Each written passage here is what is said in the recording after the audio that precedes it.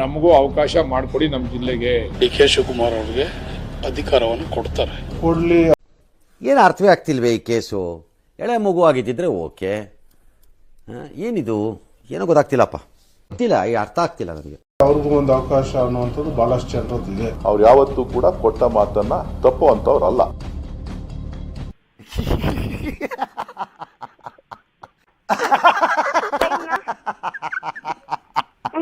He said that he will come to complete 5 years. I wish him all the best.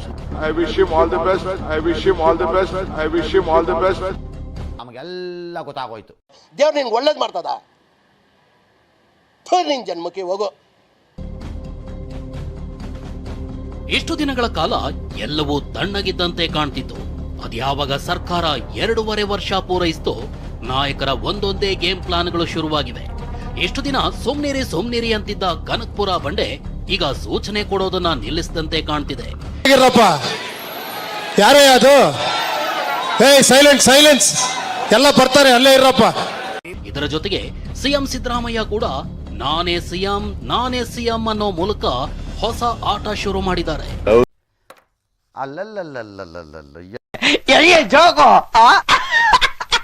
ನಾನೇ ಮುಂದುವರಿತೀನಿ, ಬಜೆಟ್ನು ನಾನೇ ಮಂಡಿಸ್ತೀನಿ. ರಾಜ್ಯ ಸರ್ಕಾರ 2.5 ವರ್ಷ ಪೂರೈಕೆ ಮಾಡಿದ್ದೇ ತಡ ರಾಜ್ಯ ಕಾಂಗ್ರೆಸ್ನಲ್ಲಿ ಕ್ಷಿಪ್ರ ಬೆಳವಣಿಗೆ ಶುರುವಾಗಿದೆ.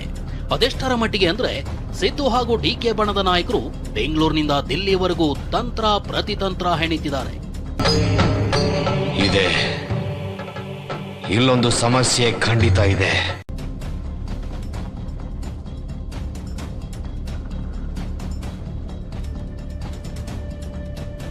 ಹೀಗಾಗಿ ಸಿಎಂ ಸಿದ್ದರಾಮಯ್ಯ ಇವತ್ತು ಮೈಸೂರಿನಲ್ಲಿ ನಿಂತು ದಿಲ್ಲಿ ದೊರೆಗಳಿಗೆ ಮಾಧ್ಯಮದ ಮೂಲಕ ಸಂದೇಶ ರವಾನಿಸಿದ್ದಾರೆ.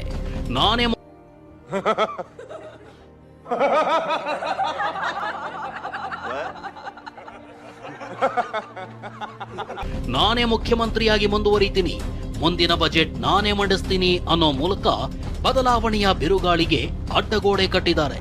ಇದಕ್ಕೆ ಸ್ವಲ್ಪ ವ್ಯಂಗ್ಯದ ಧಾಟಿಯಲ್ಲೇ ಪ್ರತಿಕ್ರಿಯಿಸಿದ ಡಿಕೆ, ಹೌದಾ, wish him all the best ಅಂತ ಹೇಳಿದ್ದಾರೆ. ನಿನ್ಗೆ ಒಳ್ಳೇದು ಮಾಡ್ತದ? ನಿನ್ ಜನ್ಮಕ್ಕೆ ಹೋಗೋ. ನಮ್ ದೇಶ ರೀ, ನಾವು ಕೊಟ್ಟಿರೋ ದೇಶ ಇದು. ಇನ್ನೆರಡು ಬಜೆಟ್ ಇದೆ.